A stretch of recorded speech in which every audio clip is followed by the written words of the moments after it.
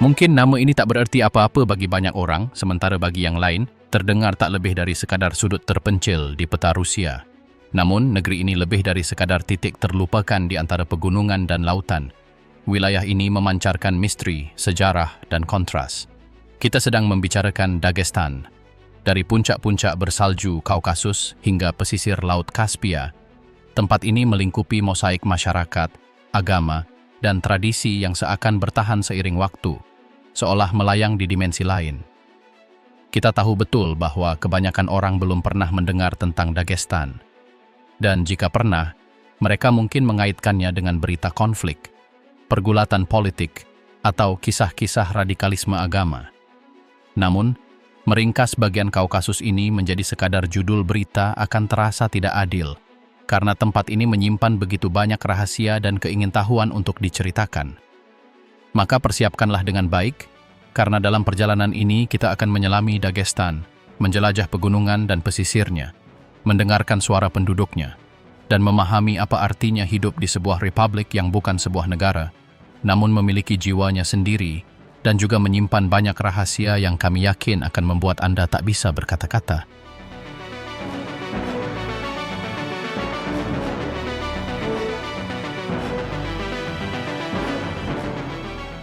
Dagestan bukanlah sebuah negara. Saatnya menjelaskan apa itu Dagestan, karena ketika seseorang mengatakan republik, kebanyakan orang membayangkan sebuah negara dengan bendera sendiri dan pemerintahan yang independen. Namun di Rusia semuanya berbeda. Wilayah ini disebut Republik Dagestan, meskipun bukan negara berdaulat. Dagestan adalah bagian dari Rusia, di bawah kekuasaan Kremlin, meskipun memiliki otonomi tertentu untuk mengelola urusan dalam negerinya. Dan disinilah kontradiksi geografis pertama dimulai, karena Dagestan adalah wilayah dengan identitas yang lebih dari cukup untuk menjadi negara yang terpisah, tetapi tetap menjadi bagian dari Moskow tanpa kemungkinan nyata untuk merdeka. Untuk memahami letak Dagestan, kita harus mengatakan bahwa Dagestan berada di Kaukasus Utara, wilayah pegunungan yang berfungsi sebagai jembatan antara Eropa dan Asia. Di sebelah barat, kita dapat melihat bagaimana pegunungan memeluknya erat.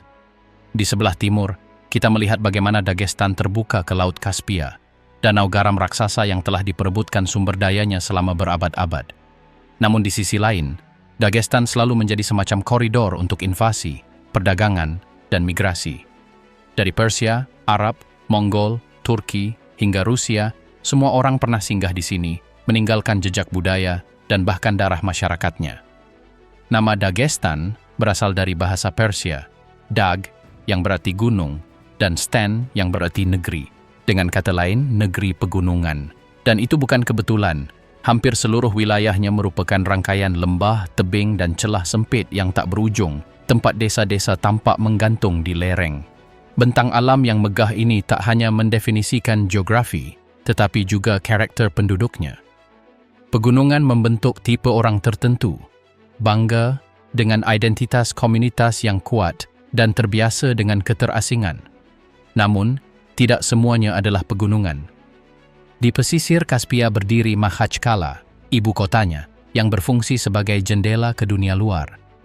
Di sini terdapat kantor-kantor pemerintahan, universitas, dan pasar tempat berbagai produk dan aksen dari seluruh republik bercampur.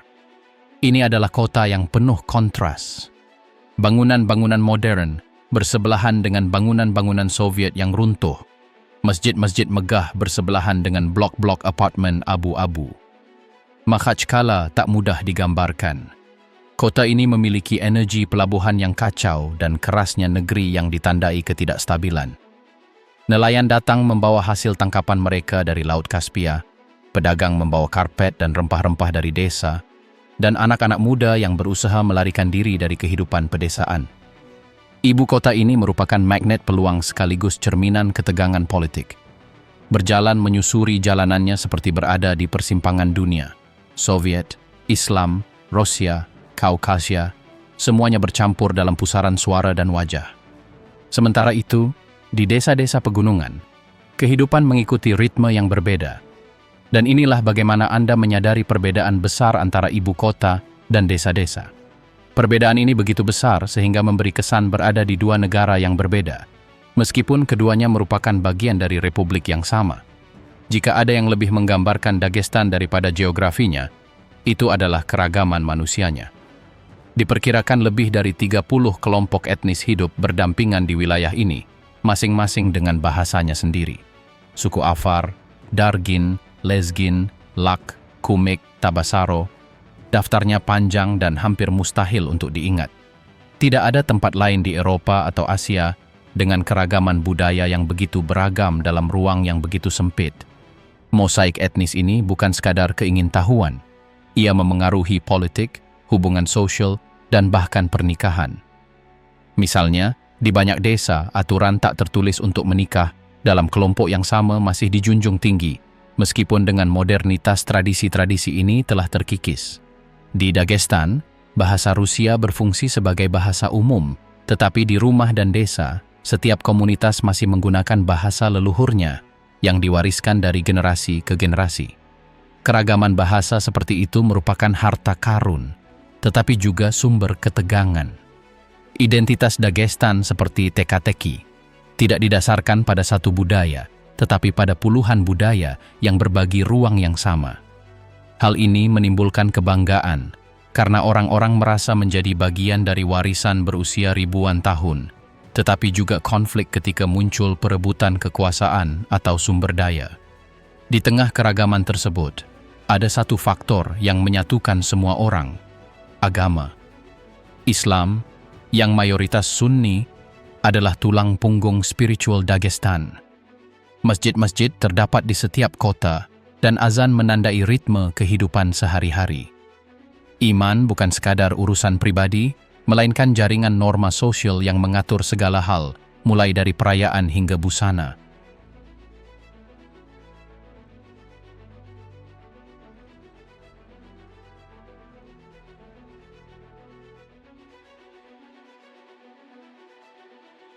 Negeri pegunungan dan lautan. Sekarang, mari kita selami bentang alam dan pemandangan yang bisa kita lihat di Dagestan. Di sini, geografi adalah segalanya.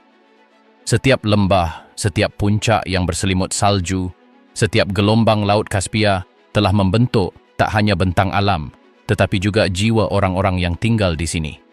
Anda melihat peta dan wilayah itu tampak kecil, tetapi perjalanan ke sana adalah cerita yang berbeda. Di Dagestan, jarak tidak diukur dalam kilometer, tetapi dalam tingkat kesulitan medan. Di sini kita dapat melihat segalanya mulai dari dinding gunung, jalan yang berkelok-kelok hingga membuat pusing, hingga desa-desa yang tergantung di tebing. Begitulah kehidupan sehari-hari di sini. Dan di sebelah timur, kita memiliki cermin tak terbatas, Laut Kaspia yang indah. Kaukasus besar membentang melalui Dagestan seperti tulang punggung batu. Ini adalah pegunungan yang menantang waktu, puncak-puncak yang berselimut putih abadi di musim dingin dan menawarkan padang rumput hijau bagi para gembala di musim panas. Ketika Anda merenungkannya, perasaan kecil menyerbu Anda. Di sini, alam selalu memiliki kata terakhir. Iklim memang tak bisa dipungkiri. Misalnya, di dataran tinggi, musim dingin bisa berlangsung hingga setengah tahun, mengisolasi seluruh desa di bawah salju. Sebaliknya, di lembah, panasnya musim panas terasa mencekik tanpa ampun. Di Dagestan, bukan kebetulan bahwa mereka secara historis dikenal sebagai masyarakat yang gemar berperang, mampu melawan seluruh kekaisaran dan mempertahankan tradisi mereka melawan segala rintangan. Tempat-tempat unik di wilayah ini adalah desa-desa yang seolah menggantung di pegunungan, dengan rumah-rumah yang seolah tumbuh dari bebatuan, seperti perpanjangan alami gunung. Di sini, Anda dapat melihat desa-desa yang hanya dapat dicapai dengan berjalan kaki atau kendaraan segala medan. Namun, di tempat-tempat terpencil ini, orang-orang hidup dengan sangat mudah, seolah-olah kesulitan mencapai rumah mereka telah terlupakan.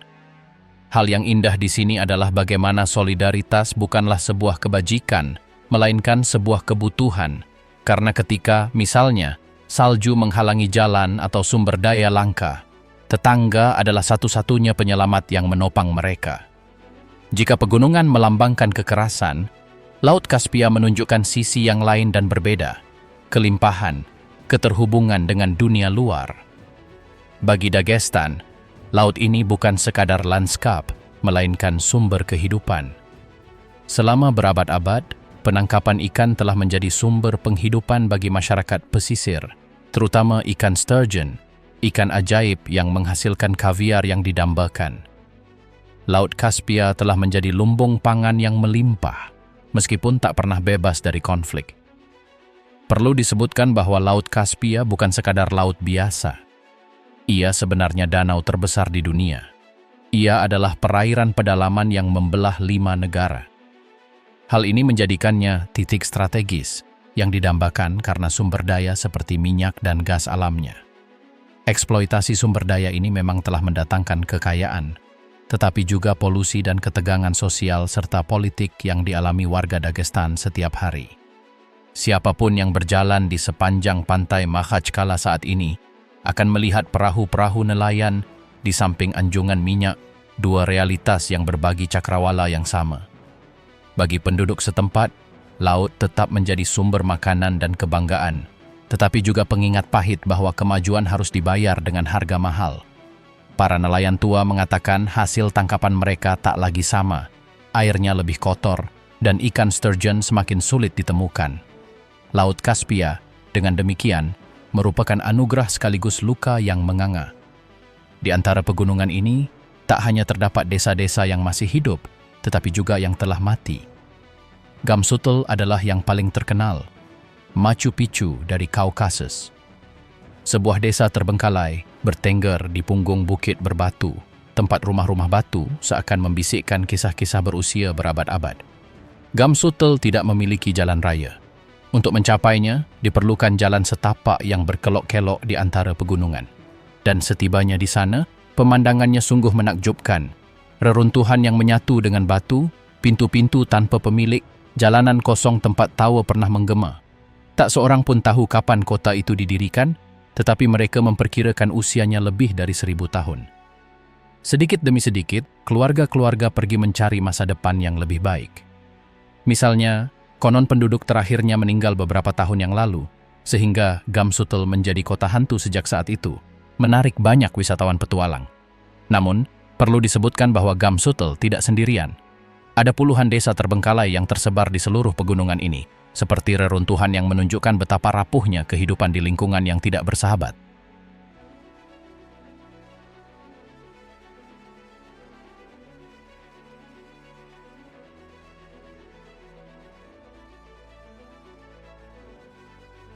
Masyarakat Dagestan. Jika Anda mencoba menggambarkan Dagestan tanpa penduduknya, rasanya seperti melukis tanpa warna. Di tempat ini, setiap senyum yang Anda terima, setiap gestur sambutan, setiap tatapan bangga menceritakan kisah yang unik. Dan itulah mengapa sekarang saatnya untuk menyelami seperti apa masyarakat di tempat ini.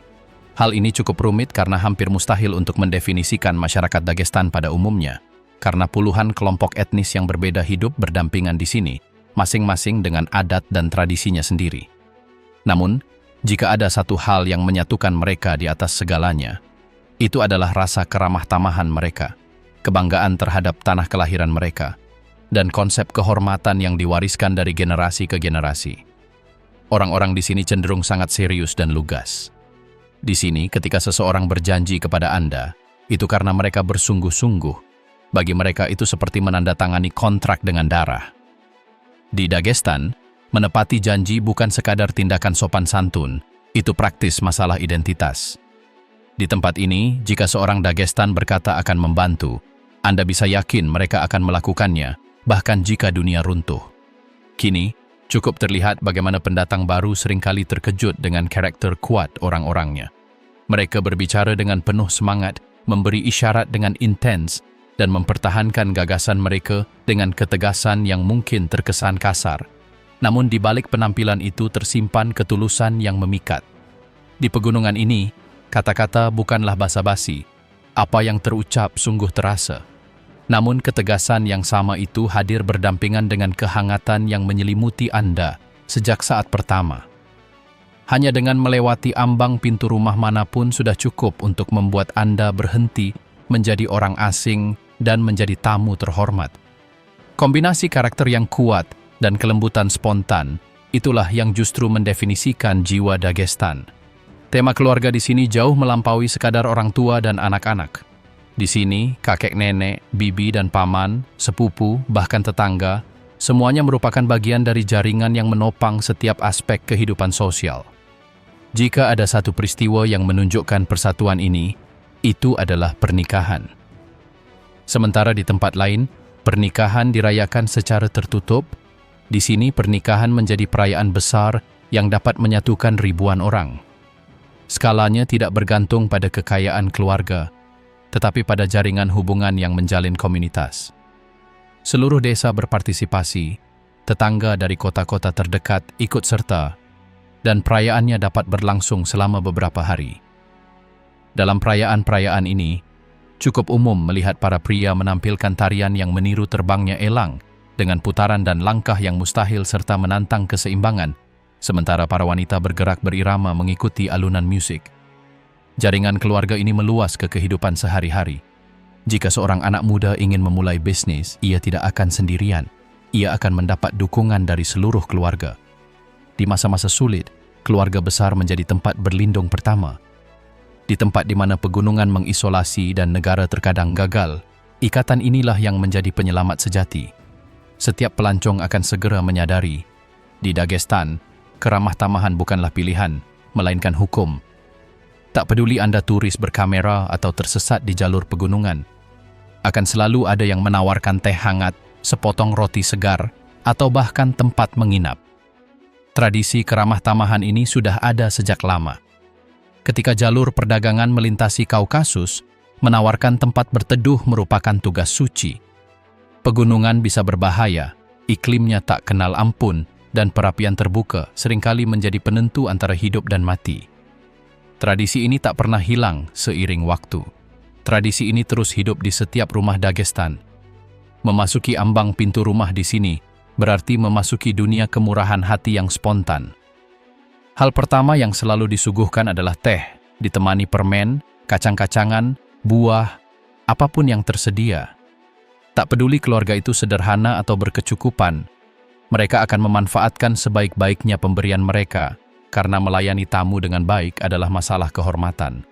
Menolak keramah tamahan ini hampir dianggap penghinaan, karena bukan sekadar sopan santun, tetapi tindakan yang mendefinisikan identitas mereka. Tentu saja, tidak semuanya harmonis. Dengan lebih dari 30 kelompok etnis dan bahasa yang berbeda, Dagestan juga memiliki ketegangan tersendiri. Sepanjang sejarah, telah terjadi persaingan antar komunitas, terkadang memperebutkan tanah, terkadang memperebutkan sumber daya, atau sekadar perbedaan budaya. Di pasar, politik lokal, bahkan olahraga, perpecahan ini terkadang muncul.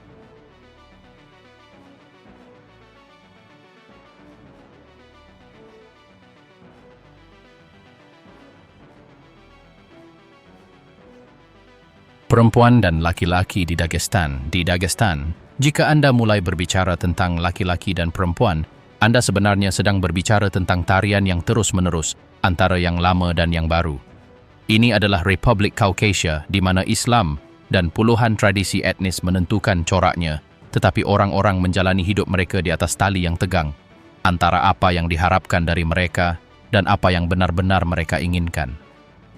Mereka yang melihat dari luar mungkin percaya bahwa segala sesuatu di sini diatur oleh agama dan adat istiadat leluhur. Namun kenyataannya jauh lebih nikmat. Ada keindahan, hasrat yang tak terucapkan, kecemburuan di permukaan, kebebasan yang dicari secara diam-diam, dan kendali sosial yang maha melihat, tetapi juga celah-celah tempat hal terlarang menyelinap. Orang Dagestan hidup dalam tarik-menarik antara apa yang didiktekan tradisi dan apa yang berdetak di hati mereka. Para perempuan Dagestan mungkin merupakan cerminan terbaik dari tempat ini. Wajah mereka memadukan fitur Kaukasia, mata terang, rambut coklat, dengan fitur yang lebih oriental, kulit gelap, dan tatapan mata yang dalam. Perpaduan ini, buah dari koeksistensi antar bangsa selama berabad-abad, menghasilkan keindahan yang tak luput dari perhatian, bahkan bagi mereka yang datang secara kebetulan. Namun, di luar fisik, peran perempuan sebagian besar ditentukan oleh tradisi Islam. Di sebagian besar desa, mereka tumbuh dengan gagasan bahwa keluarga adalah segalanya, bahwa kehormatan harus dilindungi, dan bahwa kesopanan adalah nilai yang tak tertawar. Mengenakan jilbab misalnya adalah hal yang umum, tidak selalu wajib, tetapi menyiratkan rasa hormat yang tak terucapkan terhadap tatanan yang telah mapan. Namun keliru jika berasumsi bahwa mereka penurut. Banyak yang kuat, dengan karakter luar biasa dan kapasitas organisasi yang menyatukan keluarga dan komunitas. Merekalah yang biasanya mengurus rumah tangga, membesarkan anak-anak, melestarikan bahasa dan tradisi. Jauh di lubuk hati, mereka adalah kenangan hidup negeri ini. Di ibu kota, Makhachkala, lanskapnya lebih bernuansa. Ada perempuan di universitas, bekerja di kantor, atau bahkan di dunia seni atau musik. Mereka berpakaian lebih modern, tetapi tanpa sepenuhnya kehilangan ketenangan tradisional mereka. Mereka menjalani kehidupan ganda, mengikuti perkembangan zaman sambil tetap terhormat, sebuah keseimbangan yang mendefinisikan seluruh generasi. Jika kita berbicara tentang hubungan romantis, kita memasuki ranah terang dan gelap. Di satu sisi, kontrol sosial sangat kuat. Keluarga dan bahkan tetangga sering memantau anak muda mana yang melihat siapa yang bergaul dengan siapa. Banyak pernikahan yang diatur atau setidaknya mendapat persetujuan keluarga. Kecemburuan adalah unsur lain dalam kehidupan emosional. Kehormatan seorang pria sering dikaitkan dengan perilaku seorang wanita. Sikap buruk atau kata-kata yang tidak pantas dapat memicu konflik. Namun dalam kerangka yang kaku ini, gairah tak kunjung mereda. Para kekasih saling mencari di pesta pernikahan, di perayaan keluarga, di tempat manapun di mana tarian dan muzik memungkinkan kesempatan untuk saling menyentuh, bahkan sekilas. Setelah menikah, perannya cenderung sama. Pria menafkahi keluarga, wanita mengurus rumah. Namun secara pribadi, seperti dimanapun, perasaan dan keinginan mengikuti hukumnya sendiri. Ada pernikahan yang disatukan oleh cinta tulus, yang berhasil mengatasi segala paksaan, sementara yang lain berakhir terkekang oleh beban tatanan yang mapan. Dari luar, Dagestan tampak seperti tempat terpencil, di mana malam praktis tak ada. Dan sebagian, itu memang benar. Di desa-desa pegunungan, saat matahari terbenam, jalanan menjadi kosong dan setiap keluarga kembali ke rumah masing-masing. Namun di Makhachkala, semuanya berbeda. Ada kafe, restoran, dan bahkan tempat-tempat yang sesekali menjadi tempat anak muda bersantai sejenak dari tatapan mata yang ingin tahu. Salah satu kisah yang paling sering diceritakan berkaitan dengan orang asing.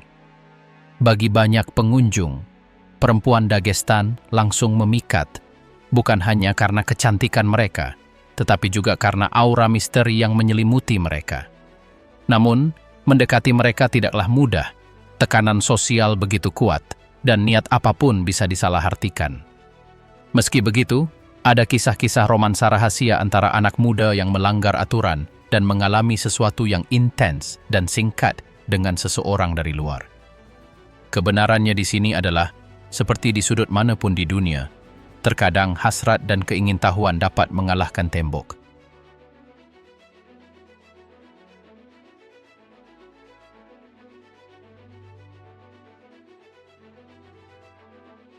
Musik, tari, dan gastronomi Dagestan, meskipun merupakan salah satu republik terkecil di hamparan Rusia yang luas, merupakan jagat budaya di mana musik, tari, dan gastronomi menjadi bahasa yang paling tepat menggambarkan identitas masyarakatnya. Hanya sedikit ekspresi budaya yang mencerminkan esensi Kaukasus sedalam Lezginka. Tarian ini, sekilas, memukau dengan energinya, tetapi jauh di lubuk hati, merupakan manifestasi sejarah dan rasa memiliki. Iramanya dimulai perlahan, dengan para pria melangkah lincah, seolah-olah kaki mereka nyaris tak menyentuh tanah, dan para wanita melangkah anggun, lengan mereka lembut dan gerakan mereka terkendali, seolah-olah mewakili ketenangan versus kekuatan. Kontrasnya adalah kunci. Kecepatan, ledakan, dan kebanggaan maskulin versus keanggunan dan martabat feminin. Lezginka bukan sekadar tarian pesta. Tarian ini juga merupakan kisah tentang peran sosial, rasa hormat, dan persatuan komunitas.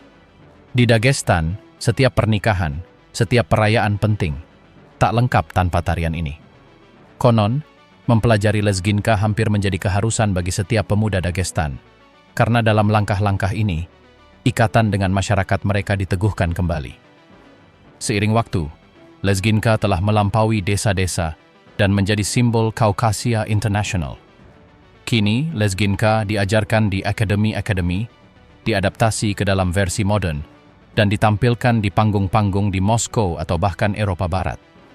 Namun, bagi seorang Dagestan, menyaksikannya ditarikan di alun-alun desa, mengikuti irama akordeon atau drum, berarti merasakan budaya tersebut dalam bentuknya yang paling murni. Musik Dagestan adalah pilar budayanya. Di pegunungan, suara zurna, alat musik tiup dengan timbre tajam yang mengiringi festival dan upacara, masih dapat didengar. Selain itu, drum doira menandai ketukannya, sementara senar komuz atau balalaika Kaukasia melengkapi harmoni. Di Makhachkala misalnya, tak jarang kita menemukan seniman yang memadukan syair-syair dalam bahasa Avar atau Kumik, musik lokal tradisional, dengan fondasi modern, menciptakan identitas musik hibrida. Meski begitu, di desa-desa, melodi-melodi kuno masih memiliki tempat sakral.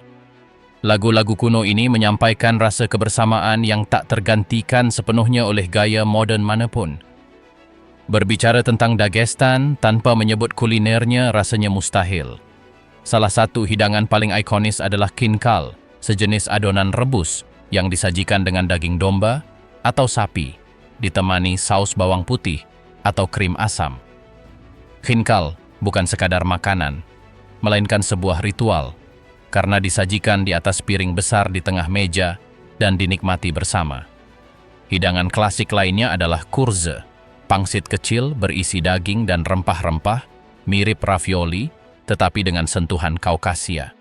Ada juga chudu, roti pipih berisi herba, keju, atau labu, yang dimasak dalam wajan dan menjadi makanan sehari-hari yang ideal. Teh, tentu saja, adalah rajanya hidangan di Dagestan. Namun kini kita tahu semua ini terdengar sangat menyenangkan. Tetapi sayangnya, tidak ada yang namanya sempurna, karena di balik kekayaan budaya ini tersimpan kenyataan pahit, kelangkaan. Kehidupan di pegunungan tidak selalu memungkinkan beragam bahan makanan, dan banyak keluarga harus bertahan dengan apapun yang mereka miliki. Daging, meskipun tradisional, tidak selalu tersedia. Oleh karena itu, banyak hidangan berbahan dasar sayuran musiman, kacang-kacangan, atau produk susu.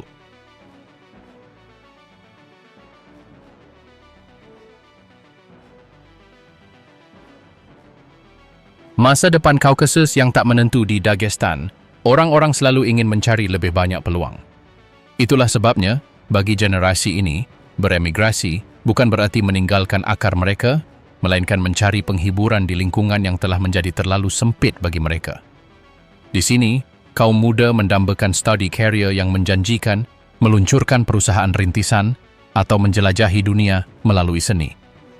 Media sosial menunjukkan kepada mereka realitas yang sangat berbeda dari kehidupan mereka, di mana setiap gerakan seolah diukur oleh aturan agama atau politik. Namun keinginan untuk pergi ini meninggalkan kekosongan. Desa-desa pegunungan menyaksikan bakat-bakat terbaik pergi. Beberapa anak muda kembali ke desa mereka dengan ide-ide baru, sementara yang lain tidak pernah kembali. Kaum muda di Dagestan hidup dalam paradoks yang terus-menerus. Mereka ingin maju tanpa mengkhianati tradisi mereka. Dilema ini berulang dalam setiap pilihan, misalnya kuliah di Moskow atau mengambil alih bisnis keluarga, mengejar impian tinju atau puas dengan pekerjaan bergaji rendah, menikah muda atau menunggu untuk mencoba hal-hal lain. Terlepas dari semua pertanyaan ini, beberapa orang melihat potensi yang sangat besar di Dagestan. Bentang alamnya, pesisir Kaspia, dan kota-kota kuno seperti Derbent dapat mengubah wilayah ini menjadi destinasi wisata. Pihak berwenang mencoba menampilkan citra yang berbeda, Dagestan yang ramah dan penuh peluang. Seni bela diri campuran telah menjadi etalase terbaik mereka. Kesuksesan petarung seperti Khabib telah menempatkan sudut dunia ini di peta. Ribuan anak muda ingin berlatih dan membuka sasana. Ketenaran ini telah memicu minat, meskipun ketidakstabilan politik masih menjadi kendala. Jalur pendakian dan pengalaman budaya dipromosikan, tetapi pariwisata massal masih terasa jauh. infrastrukturnya rapuh, dan birokrasi membuat investor enggan. Namun, ada secercah harapan. Wirausahawan muda meluncurkan perusahaan rintisan, hotel-hotel kecil yang menawan mencoba menarik wisatawan, dan seniman lokal mulai mendapatkan popularitas di platform internasional. Modernitas tidak datang bagai longsoran salju, melainkan tetesan air yang dapat mengubah kehidupan di Kaukasus. Namun kekecewaan sangat mendalam. Dagestan tetap menjadi salah satu republik termiskin di Rusia. Pengangguran khususnya parah di daerah pedesaan. Banyak keluarga menggantungkan hidup dari pertanian subsisten atau usaha kecil. Korupsi merajalela di sini. Bantuan jarang diterima secara penuh, kontrak diberikan melalui kronisme, dan prestasi pribadi kurang dihargai dibandingkan koneksi. Inilah yang mendorong penduduk untuk mencari masa depan yang lebih baik di tempat lain. Pada akhirnya, Dagestan memesona karena menunjukkan kepada kita jiwa manusia dalam segala kompleksitasnya, menunjukkan kepada kita perjuangan abadi antara harapan dan kepasrahan. Masa depan ada di tangan kaum mudanya yang berani memimpikan jalan yang berbeda. Mungkin merekalah yang memegang jawaban apakah tanah yang ditandai oleh sejarah ini dapat menjadi rumah kedamaian dan kesejahteraan. Waktu yang akan menentukan.